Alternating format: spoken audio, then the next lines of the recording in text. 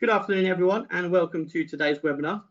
I'm pleased to be joined by Sandra Bichl, who will be presenting on career management and exploration of how COVID-19 has impacted MBA job search.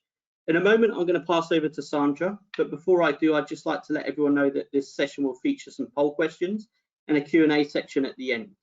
So if you have any questions throughout the webinar, please send these in throughout the webinar, and hopefully we get a chance to answer them all during the session.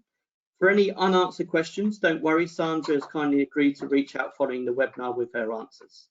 So without further ado, I'll now pass over to Sandra, who'll be able to begin the session. Thank you very much. Hi, everyone. My name is Sandra Bichl, and today I'm representing Career Angels to talk about career management and how job search has been impacted by COVID-19.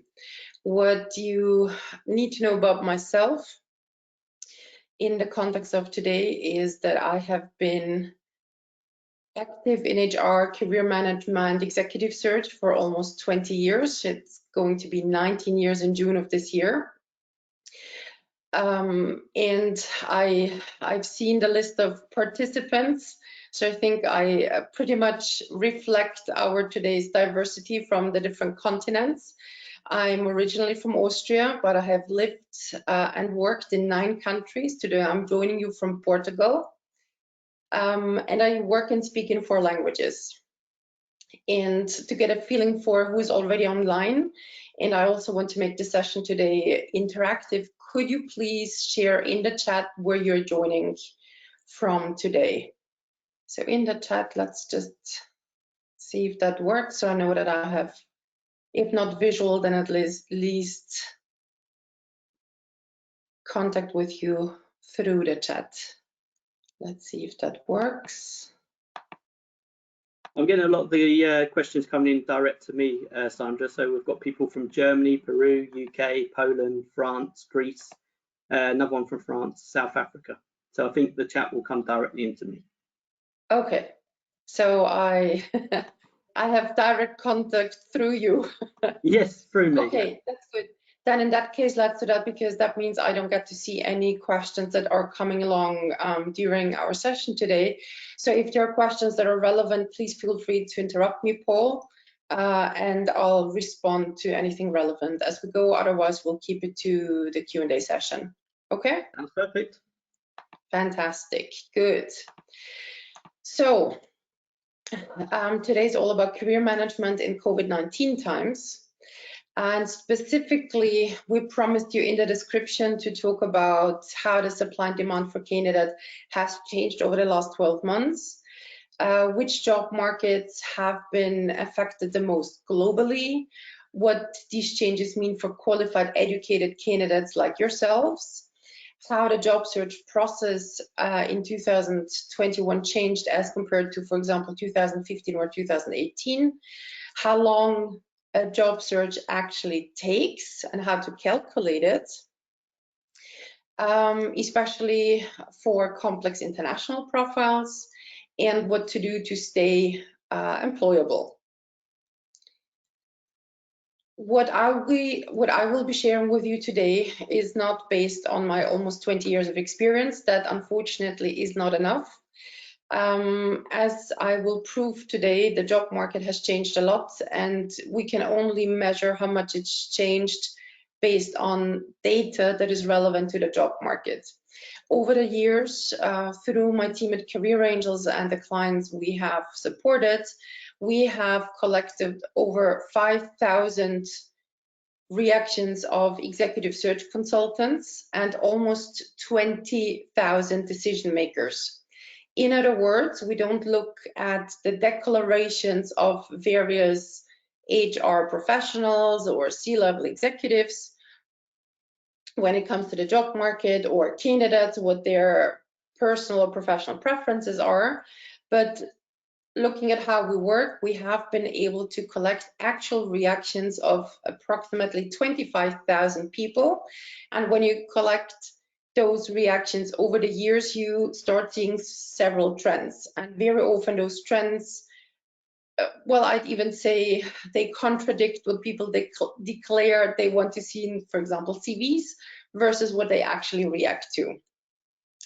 So when we talk about career management, we also need to talk about job search strategies.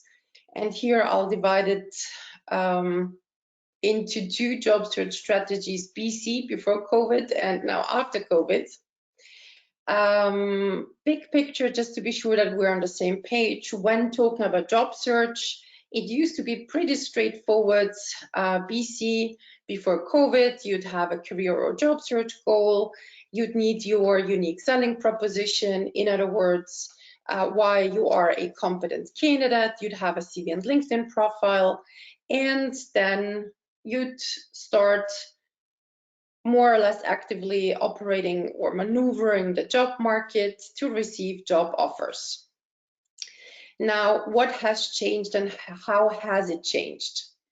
So when we talk about career management goals and job search goals, one thing that COVID has definitely changed, unless you are a so-called plug and play candidate, it is easiest and best to choose the path of the least resistance. In other words, where you as a candidate seem to be the highest match.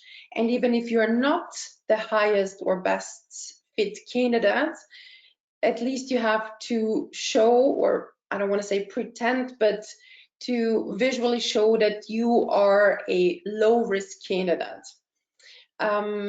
Looking at the last 12 months through our candidates, we've seen that employers do not have a lot of, what would that word be?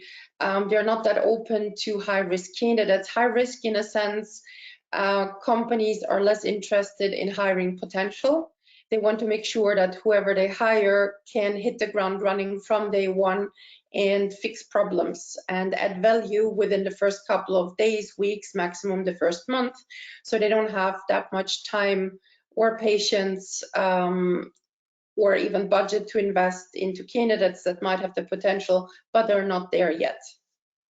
So this is definitely something that has changed a lot. Then when it comes to unique selling proposition, it is because of the new thinking, much more strict thinking from a corporate perspective. It is very important to position yourself precisely as a candidate and think shortlist. What do I mean by that? If you've ever been part of a recruitment process, especially through executive search consultants, you're probably familiar with the expression long list and short list of candidates.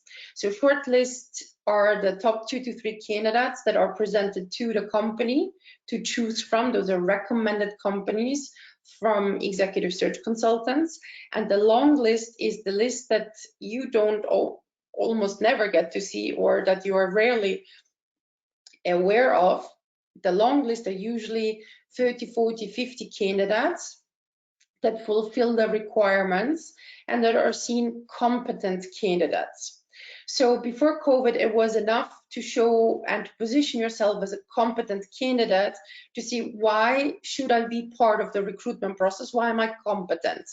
Now with COVID-19 and much more competition on the job market, depending on the country you are active, that thinking has shifted to shortlist thinking. In other words, not only do you have to think about why you're a competent candidate, but also why you are potentially the best candidate. That means that candidates right now should definitely spend more time on figuring out not only why am I qualified, but why am I potentially the best? Why do I deserve to be on the shortlist? And then step number 3, CV and LinkedIn. That's also not enough anymore. From a CV perspective, you'll need 2 CVs, and I'll explain later why. And you definitely need to optimize your LinkedIn profile from 2 perspectives. For the LinkedIn algorithm that has its own way of working, and LinkedIn for the humans, so for the recruiters, the network, the potential decision makers. Then when it comes to the job offers, before COVID, it was enough to select 2 out of 4 job hunting channels that were the most effective ones. right now, because of last year's dynamics, if you proactively want or need to look for a job, you need to use all 4 channels equally, and I'll get into detail in a second. Okay, career management. So I said at the beginning, job search is a part of career management, and career management as a big topic is, if I want to simplify it a little bit, it's about who you are, where you're going to, so your goals in the context of market dynamics. So it's important to understand prevailing market dynamics. And this is something that I want to share with you right now. At the beginning of the pandemic, and I imagine that you are a job search / career management boutique that operates internationally, and at the beginning of COVID, for our Italian clients, that was in February, for the rest March, April, we would hear as career consultants from our CEOs and CFOs almost on a daily basis, how is the market? Should I look for a job? Should I wait? I have an offer, should I take it? What do you think? Now, what we think is not that important in terms of what we believe in. What's much more important is the analytics that's behind it.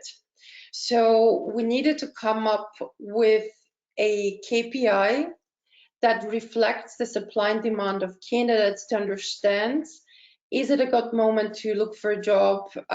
Is the market stable, unstable? Because with stability or instability come different career decisions. If somebody has a family and is more risk averse, then sometimes delaying a career management decision is a good idea. If the market is not stable and there's a great opportunity, although it's not an ideal opportunity and we've been unemployed for half a year, it's better to take the opportunity because we don't know when the next one might come. So what we started looking at is the number of published job ads on LinkedIn, because that's a very relevant source of opportunities for the C-level candidates and experienced managers. So we started tracking the published number of job ads to understand how does the demand side look like. Do companies hire? Do they hire more? Do they hire less? Do they put recruitment processes on hold? And when it comes to the supply side, we tracked unemployment. More unemployment means more candidates. So I'll go region by region, but region by region, looking at the number of participants in the context of today's webinar. So for the Americas, we track those countries that you see on the slides across North America, Central America, and South America. And we started tracking those countries with week 39 of last year, which is mid-September 2020.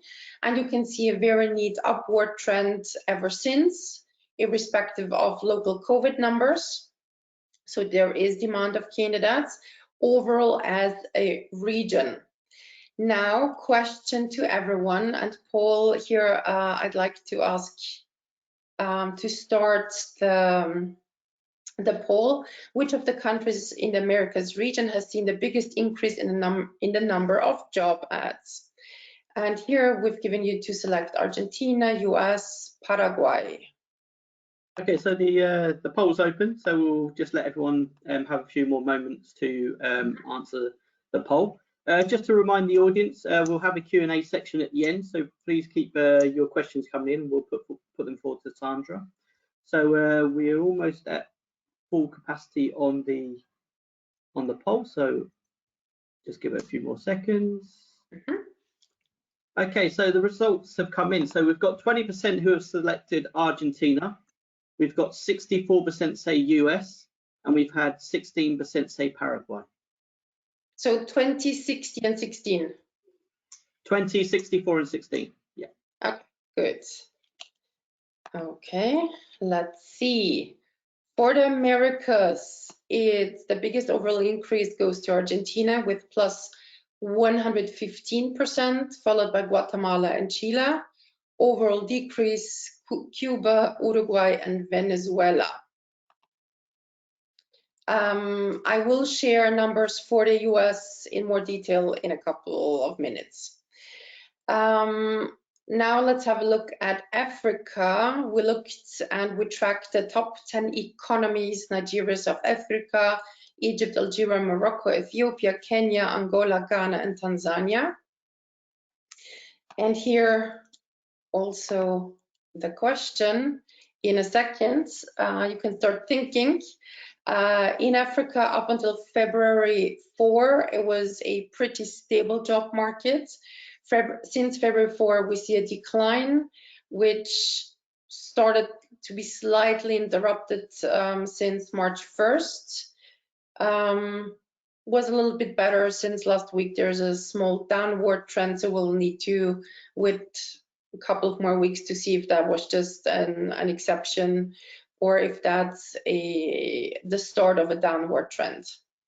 Okay, and the question to everyone, which of the countries in Africa has seen the biggest decrease in the number of job ads? South Africa, Morocco, or Kenya? What do you think? So we've got the second poll open to everyone. So we'll just give it a few more moments for everyone to answer.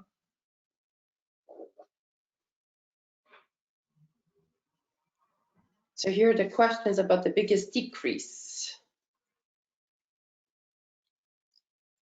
Okay, so we've had 54% say South Africa, 23% say Morocco, and 23% say Kenya. Okay. Let's see if the hive minds got it right. Biggest decrease, yes, South Africa with minus 50%, so shrunk by half. The biggest overall increase go to Ethiopia, Morocco, and Egypt. Okay. Then we also track the top 20 global economies. Summarizing, once you start counting, Career Angel has been tracking 80 countries worldwide to understand how the job markets and the supply and demand for Canada actually has changed during the pandemic. So here you see the list of the top 20 global economies according to GDP based on the International Monetary Fund. And what do you think? Which of these top 20 global economies has seen the biggest increase in the number of job ads? Switzerland, China, or Turkey? So the third poll is launched. We'll give it a few more moments for everyone to answer.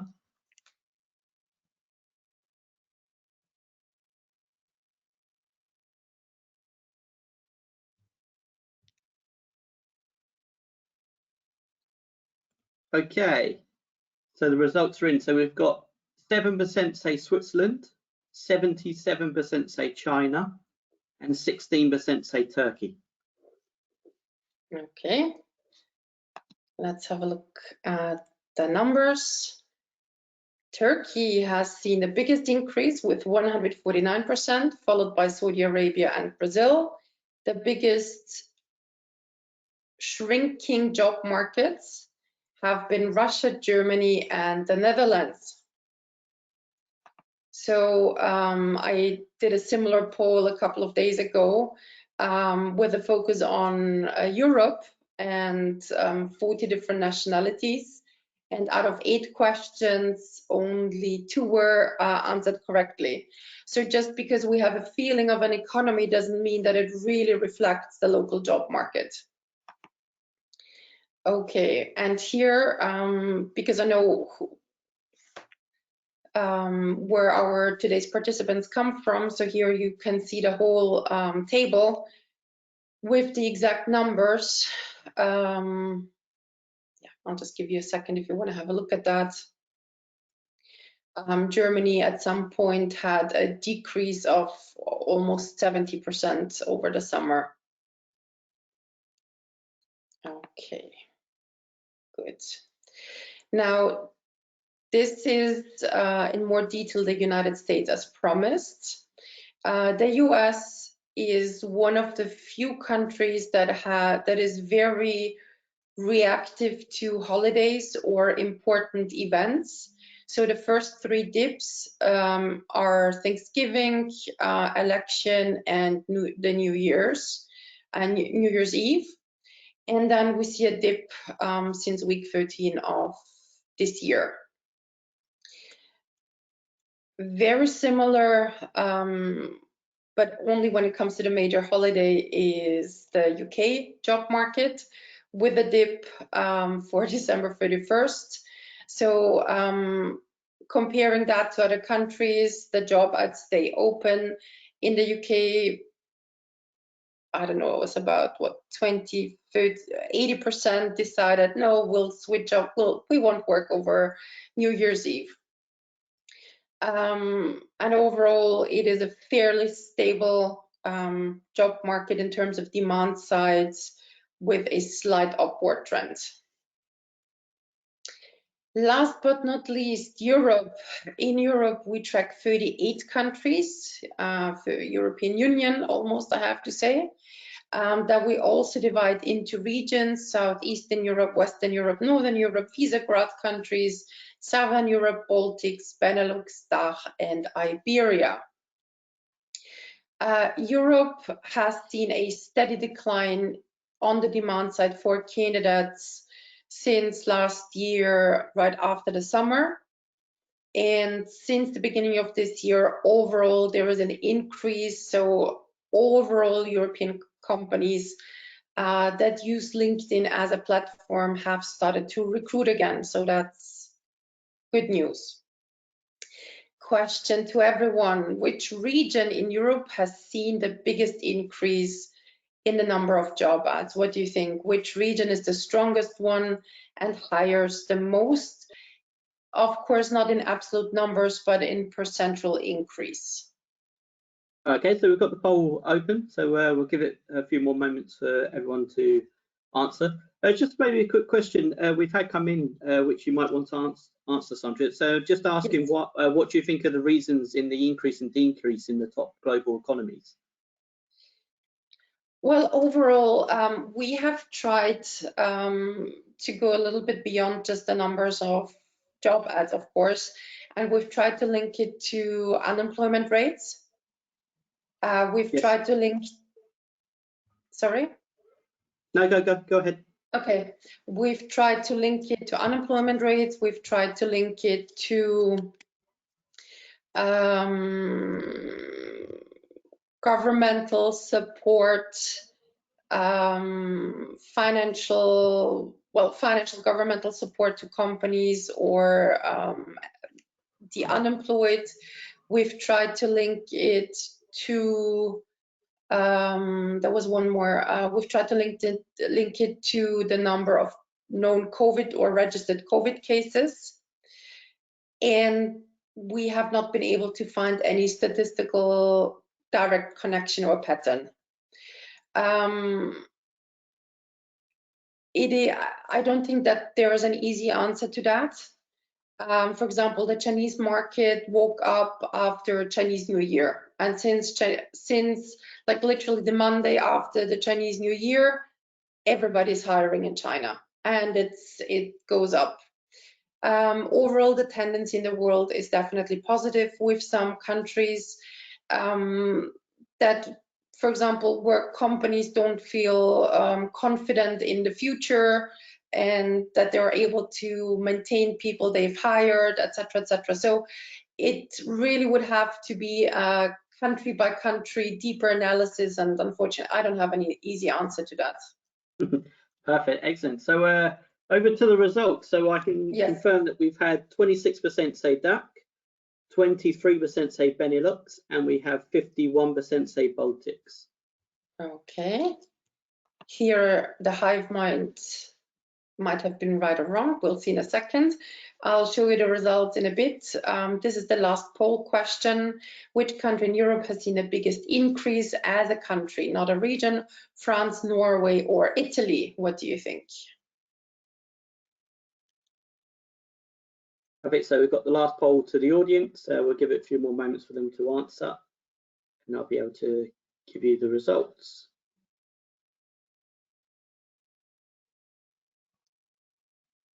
Okay, the results are in. So we've got 23% say France, 57% say Norway, and 20% say Italy. Okay, so here with both questions, the hive mind was right. Norway has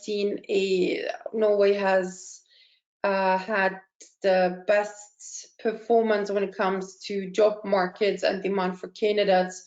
They've seen an increase of 514%. The Baltics as a region have seen an increase of 236.25%. And DACH is actually the biggest loser, if I can phrase it that way, because of Germany and how much the German job market has shrunk over the last months. As a region, the DACH region has decreased by 1/3. As you can see in red on the graph, Austria is relatively stable finally with the positive trends. There were moments, especially around the summer, where the Austrian job market had also shrunk by about 50%. And Switzerland, well, it's kind of stable. Also worth mentioning Italy. Italy is the biggest loser from a country perspective and is one of the 4 most unstable job markets with loads of ups and downs. So Italy overall minus 47%. And this is, maybe some of you have noticed, Italy was one of the countries that we started tracking early on at the beginning of the pandemic in week 13 of last year. So not with mid-September, but towards the end of March. Germany minus 42%, and here you can see what I can see on the slides. So when we talk about market dynamics, it's very important to understand the local job market where you currently are. If you're interested in any particular country where you are operating on, you can find, we have a dedicated showcase page on LinkedIn called Market Signals, where we share daily and weekly updates and reports for regions, etc., etc. So if you're interested in your job market specifically, I'm sure you'll find it there. And when we talk about market dynamics, we need also to talk about how technology has influenced our today's job market. So important to know, 95%, over 95% of international corporations have switched to applicant tracking systems. Applicant tracking systems is what it sounds. They're basically career management systems that in vast majority have a module that allows to compare the candidate CVs with the keywords from the job ads. And based on that, an ATS would rank candidates. 75% of uploaded CVs onto a database through a career website is not seen by human eyes. What's important, why that is so important, those softwares are simple programs that look for keywords. And simple softwares, for example, the majority can't read information or interpret information that is included in a table or in headers or footers. They don't understand or can interpret graphics, etc., etc. So because of those 2 reasons, one, wrong format and missing keywords, 75% of uploaded CVs are not seen or are not recommended by those softwares to the human recruiter that then clicks in the system, yes, I'd like to invite them or these candidates to an interview. Now, some of you might think, okay, but this is overall corporations. That probably doesn't apply to me. I'm a C-level executive, I'm an experienced manager, I'm sure there are only human recruiters behind the process. Looking at our own research data, we have found that 60 to 70% of job ads for executives use applicant tracking systems, which is a revolution because up until 2015, 2014, you as a senior candidate, an experienced manager could basically ignore that job hunting channel, which has completely changed with the most recent changes. And that's the reason why you need two CVs. One CV that is let's call it a standard CV, where you have a nice header, a profile summary, etc., but is prepared with the human in mind, so with your network in mind, the decision makers that get to see the recruiters, versus the second CV is basically I jokingly call it a ugly looking black and white plain Word document that only needs to be attractive for the softwares that are in the background of those applicant tracking systems, because this is about being legible and finding the right keywords. So two CVs, meaning more work for candidates. When we talk job hunting channels, so that was our fourth step. Here more data based on our own data for 2020. We look at the 4 different job hunting channels, meaning direct contact, job ads, networking, and executive search consultants. So how does that work? Where does the data come from exactly? So we look at which job hunting channel was ultimately responsible for generating the job offer that was accepted. In other words, the best job offer.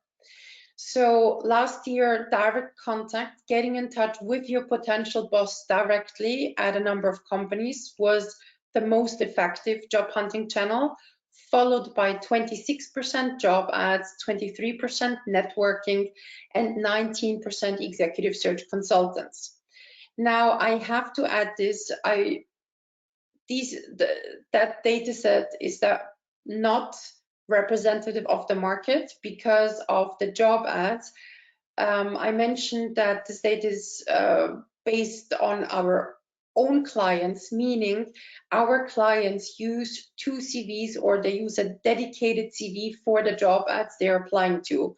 So that's one of the reasons why for them the efficiency is that high. But it also proves the point of having 2 CVs. So let's compare that with 2015. In 2015, direct contact had an efficiency of 50%, job ads were statistically irrelevant at 0%. And that was like that from 2012 to 2015, networking 20%, executive search consultants 30%. And to give you even more data here, how this has changed over the last years.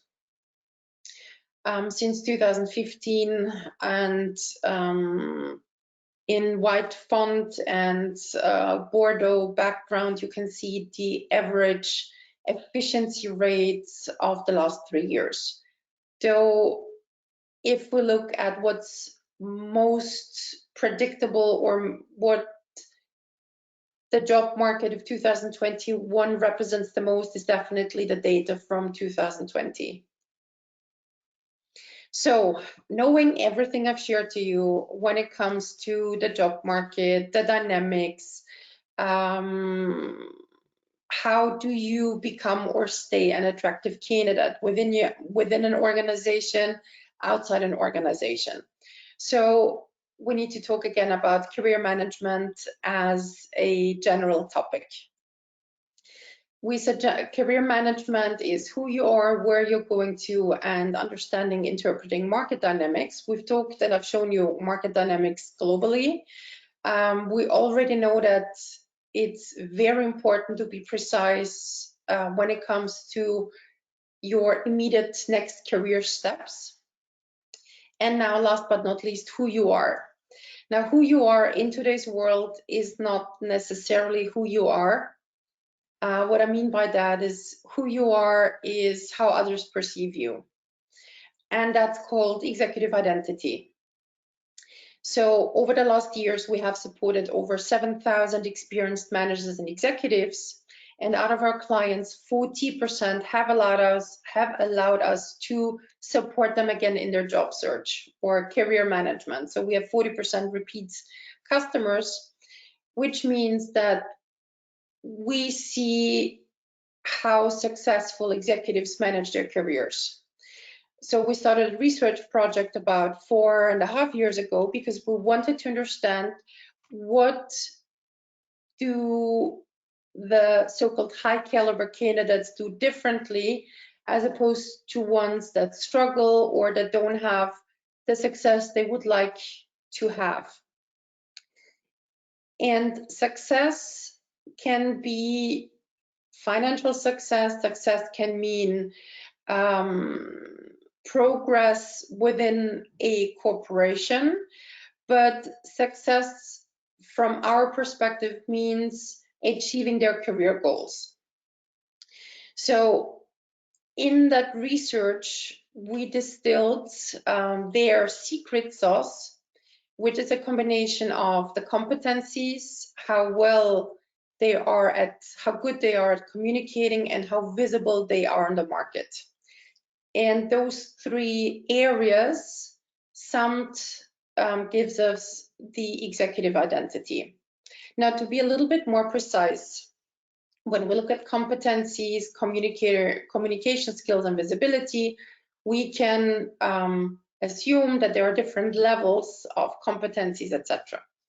So the average candidate on the job market, the average manager that an executive search consultant gets to see and maybe recruit has okay competencies, is an okay communicator, but is usually invisible on the market. Now, this is a profile of a manager that I don't want to say has a low level of competences, but slightly below average competencies, is an amazing communicator and is visible on the market, meaning there is reputation, there's a network, they are online, quoted by the media, etc. Question to all of you, and I need Paul now to read out your answers. What do you think on the job market? Who would win the recruitment process? The candidate on the left or the candidate on the right? So in the chat, simply write left or right. So who wins, the competent candidate who is an okay communicator but invisible, or somebody who is, from a competence perspective, a little less competent but an excellent communicator and is okay visible? Okay, so I'm getting a lot of obviously answers coming. So everyone at the moment has said right. Yes. That makes it easier. Yeah. And here the hive mind is absolutely right. The candidate on the right would be the candidate that wins, which is one of the things when I started out many years ago in executive search. It took me about a month or two to realize that not the most competent candidates win recruitment processes.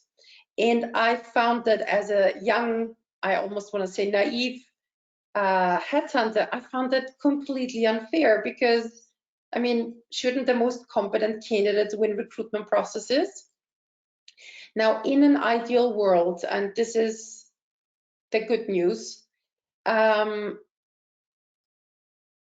overall goal doesn't have to be a Superman when it comes to competencies, but to be seen as a high caliber candidate. In other words, to be seen as an attractive, employable candidate. Yes, we need to keep up and continue developing our competencies, but what's much more important to stay employed and attractive internally or on the market externally is to improve our communication skills online, offline, around strategic topics, and to make sure that the market knows you exist. So when it comes to competencies, according to most recent, recent study, only 10 to 15% out of 3,600 leaders were able to self-assess their competencies correctly. And as you might guess, they erred on the side of overestimating their strength. When it comes to communicating, it's about not only how you communicate in person, it's about how you communicate online, offline, in writing, if you're in the media, articles, comments online, etc., and ideally around strategic topics. And when it comes to visibility, visibility, as I've mentioned, is about being visible online, thanks to media quoting you, within your network, having a reputation, etc. And thankfully, it's not about quantity, but quality. So quality, and I see that as a common mistake on LinkedIn, that there are people who seem that the only job they have is to be on LinkedIn, and that they probably don't run their finance departments or companies. So it's not about being online and visible every single day, but it's really about being visible in a meaningful way when there's a good opportunity within the strategic topic that fits your career goal or job search goal. Now, why is that so important? And this is something that I realized when I was a young recruiter, even before realizing that not the most competent candidates win recruitment projects. One thing that I realized within the first 2 weeks is that, and I call that jokingly multiple personality disorder, the majority of candidates, and that's like 90-something% of candidates, have multiple personality disorder. So imagine that every touch point you have with a recruiter, with a decision maker, with an organization, and every channel is a different personality, and the majority of candidates have a separate CV personality. In other words, they give a certain kind of impression through their CV, and then I'll check their LinkedIn profile, and I have a different impression because I see a photo that is or isn't professional. Then when I invite somebody to an interview, or would invite somebody to an interview, I'd get an interview personality, and then I'd check somebody's references and I get a reputation personality, and then I'd Google a candidate, and then I'd have an online personality. And the vast majority of candidates have different personalities depending on channel and touch points. Now, that's good news for everyone because it doesn't take much to have one personality and to be consistent. And the more uncertain, the more unstable the job market is that you are in locally, the clearer and more consistent your executive identity has to be. Because the executive identity, when invited to a recruitment project, again, that could be internally in an organization or on the market, your executive identity is the difference between who are you as a candidate, or thank you for applying, thank you for being part of the recruitment process. And it also influences the zeros on your paycheck. If you have executive search consultant friends, they will confirm that the majority, there is a certain category of so-called high caliber candidates that you as an executive search consultant would feel ashamed of even inviting to a recruitment process that is below a certain budget, which often is completely misleading, because these candidates could even be interested in a lower paying role because it appeals to their ambition or a certain challenge or something they want to do, or interest in an industry, but they would never think of calling them because it's below their caliber. So having and managing your executive identity in a consistent professional way influences how you're perceived and what kind of financial job offers you will receive along your career. So I think I'm doing good on time, right, Paul? Yep, perfect on time. Fantastic. We promised that towards the end we would do a Q&A session. I do know that not everybody feels comfortable asking questions openly or publicly. So if anybody says, okay, I'd rather send an email, here's my email address, please just add a subject line so you know it's today's group that's getting in touch. If your question is a little bit more complicated, I will suggest a free career consultation of usually 20 to 30 minutes, completely free of charge, no strings attached. Those short conversations are often more effective than us emailing back and forth. And if you don't want to email me, or let's say as an alternative contact channel, you can obviously find me on LinkedIn as well. Okay, Paul, Excellent. now I need your help. Yes. Yeah, no, you're welcome. So just to let everyone know, also the session has been recorded, so we'll send out the recording a week from today, and also we'll add in the Sandra's details, so she'll be able to, if you've got any questions for her directly, you can get in touch and speak to her, anything around the free consultation. So we've had some great questions come in, so I'm going to kick it off with going back to the last poll. So we've had a question coming around the around obviously Norway, which was seen with the winning. So it says, do you recommend it's a good time to be looking for roles internationally if the job market is stronger in countries such as Norway? Is it worth relocating? I'd say the tendency of my answer would be yes, but because it very much depends on the job market. There are local job markets that are very hermetic, that, for example, are not that open to international candidates, that require learning the local language.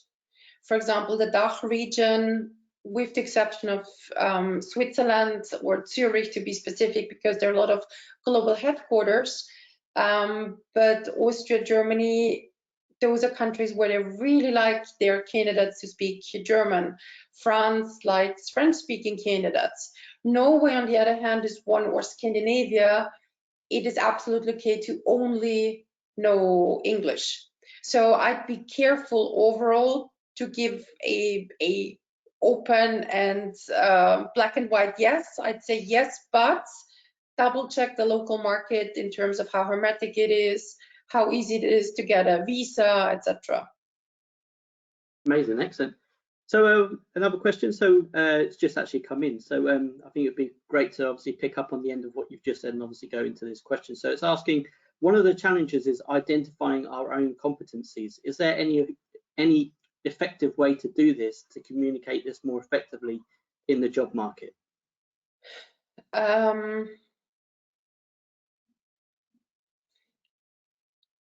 One good way to do it very practically, I mean, yes, of course, I could tell you, look at different online tests, etc., but the easiest way to do it is look at the last 7, 10, up to maximum 15 years of experience, go through the projects and successes you've been able to deliver year by year, and then take the time to see where those successes are around. Is it around sales? Is it about sales excellence? Is it about turnover? So usually, if you analyze somebody's career with a focus on last 7 to 15 years, there are patterns around usually 2 to maximum 3 areas.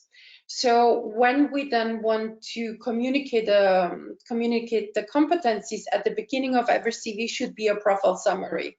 So the profile summary, the easiest way to prepare a profile summary is to have like an introductory sentence that goes something along the lines of CFO with minimum 15 plus years of experience in Germany, Switzerland, and Italy,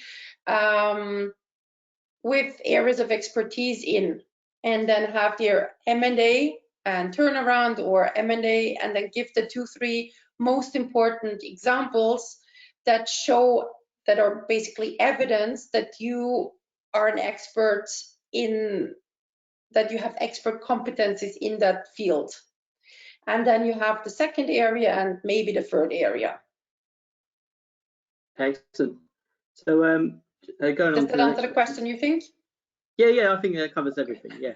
So we've had a question come in, say, and obviously the delegates just replied, say thank you. That covered it. So that's great. So we've got another question come in. So it's around someone who's studying, they're halfway through their MBA, and they're asking, do you think it's a good idea to get in touch with recruiters now, or do you find it's too early? I would get in touch with recruiters 3 to 6 months before the intended job change. Because I don't know what half through, does it mean do you still have a year to go, or 9 months to go, or 3 months to go? So whatever your plans, get in touch with recruiters 3 to 6 months. I'd even say 3 to 4 months before you actually want to change. Excellent. So we'll go to the next question. So they're saying, how does the new normal come into play here? Is there a high chance that you could apply for a role in one country, work remotely, and stay in your home nation? Is this sustainable, and is this something employers have an appetite to support? I'd say definitely yes. Even LinkedIn has, I have to say, finally implemented a remote job option. So on LinkedIn, and there is like a but to it attached. On LinkedIn, when you look for posted opportunities, you can select remote, but you have to combine remote with a country. So you will only see remote opportunities for Germany, and remote opportunities for Poland, and remote opportunities for Italy, even though you are based somewhere else. So this is something a little bit counterintuitive that LinkedIn, I hope, will be ironing out soon. And I definitely see there to be an openness from the companies. There have been companies in the past months that have already declared that they're not going back to the office until, for example, Microsoft, I think, is not going back to the office until the end of 2022. So one thing is, overall, there are many more opportunities also at a C-level for remote work. On the one hand, on the other hand, there are companies who have declared to just stay online or stay remote. Excellent, fantastic. So we've had a question which has come in around career change, and what they're asking is, do you think it's beneficial to have a portfolio or personal website to help? Does having one's own personal website as part of the CV or application process helpful? No. Simple answer, just no.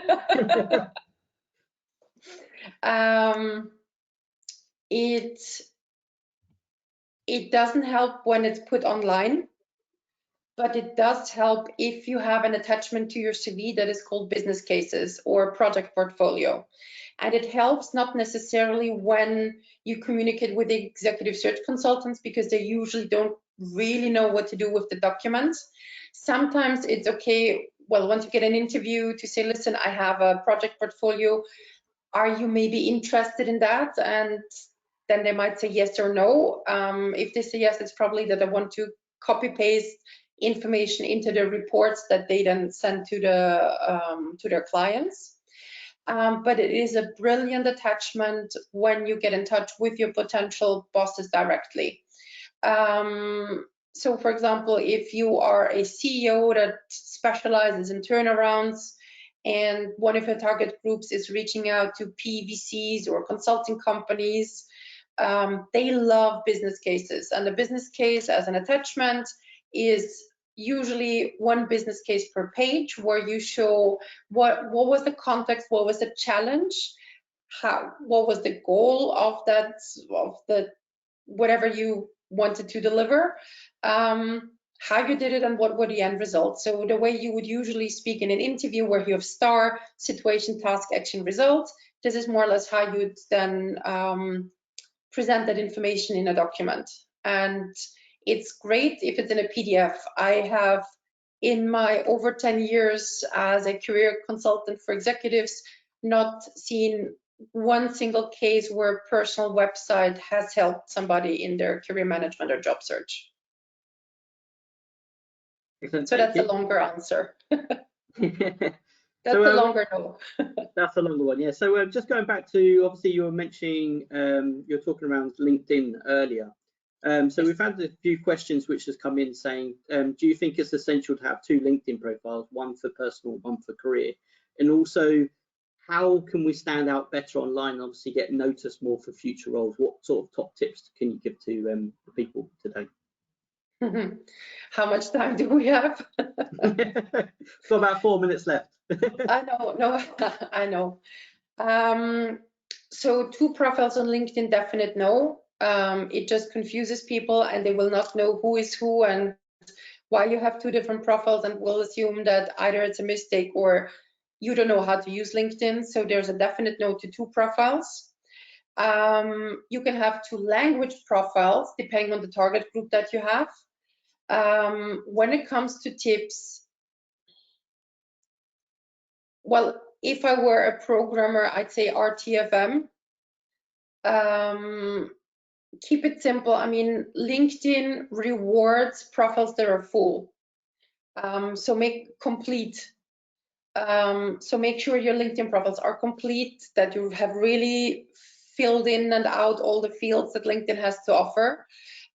You will see on your, when you look at your own profile, you'll see how long, I think it's a beginner profile, and then intermediate, and then all-star.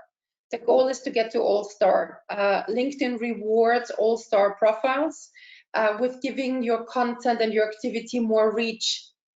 So when it comes to LinkedIn, if somebody's specifically interested in LinkedIn stuff, you can ping me or email me and I'll send you all the materials I have around how to fill it out correctly, how to make sure to stand out, how to hack the LinkedIn algorithm, because there are a couple of things, especially as job seekers, that you can do to make sure you're found.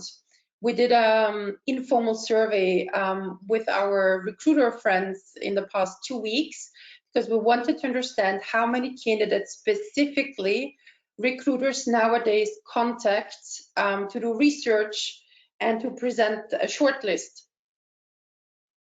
We expected to hear that they'd contact at least 100 to 200 candidates to then boil it down to the shortlist. Fortunately, we have good relationships with our former peers on the market. They admitted to us that usually they don't contact more than 20 to 30 candidates, sometimes 100. So this is another signal how important it is to have correct LinkedIn profiles, to be early on in the search results, to have the right filters in your profile selected. So yeah, but LinkedIn is a big topic. Fantastic, excellent. I think we've only got time for one more question, so I think we should leave on a question around obviously the future. Just like to say thank you for everyone who's put forward questions, and these will get passed on to Sandra afterwards and she'll be able to get in touch. So the last question is, what are your predictions on the job market for the next 18 months? I'd say cautiously optimistic. There is one job market that I'm curious about, which is the German job market. The German government has extended so-called short time until June 2021, which means a lot of companies in Germany, a lot of employers in Germany are in limbo and have been in limbo for 12 months. And once the German job market actually wakes up, there might be a wave of